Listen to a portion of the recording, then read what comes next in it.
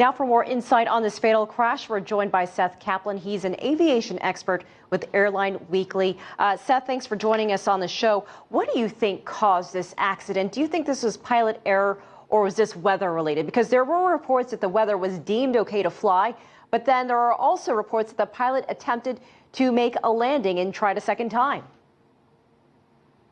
Very early, of course, to conclude anything, but weather was almost certainly a factor. And speaking generally, again, before we know more about those precise decisions that the pilots made, I will say that very often these kinds of crashes involve a combination of weather, but then also some poor decisions by crew. Again, too early to say that here, but brings to mind a crash not too many years ago near Buffalo, a turboprop plane about the same size as this one, where you had that kind of a combination. Bad weather, but then the crew made some mistakes. And either one of those things by itself might not cause a crash, but you put the two together, and then that's when things can go wrong.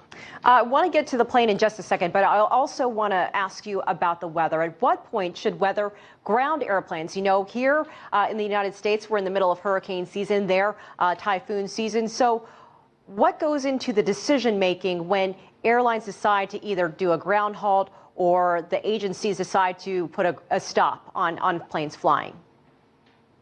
Good question, Elaine. And, you know, a lot of judgment involved, especially when you're dealing with landing. You know, on takeoff, you know what the weather is at that moment. But when you're talking, as you said, about a ground stop, where often you're saying, you know, why don't you hold at your origin because we think the weather might be bad at the destination.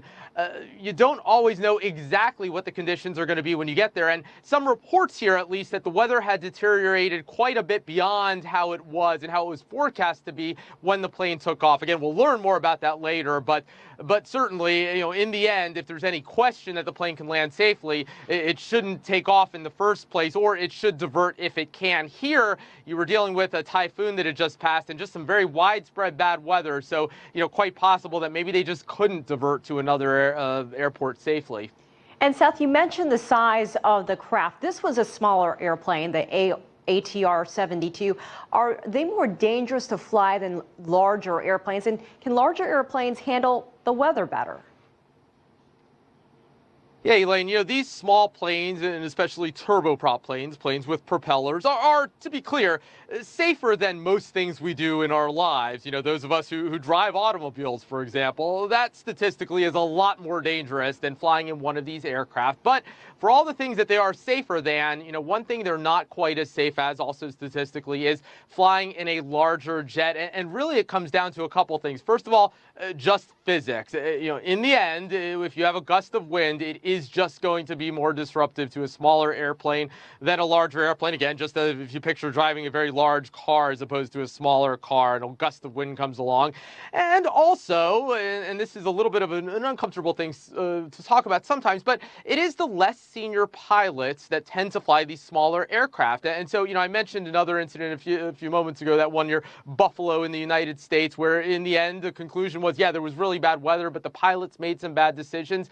You know, after that crash, the regulations in the U.S. actually changed, and authorities started requiring more experience for the pilots who fly these planes. I want to emphasize, very early to say that that could have caused this, but it is a factor sometimes that you don't have the very most experienced pilots flying these planes. Having said all that, Elaine, usually we don't have a choice. It's not as if we could choose a jumbo jet or a turboprop to most destinations. When you're landing at a small island, as was the case here, the turboprop is probably going to be the plane, and again, safer still than most things we do in our lives. All right, Seth Kaplan from Airline Weekly, thank you so much for joining us from Fort Lauderdale.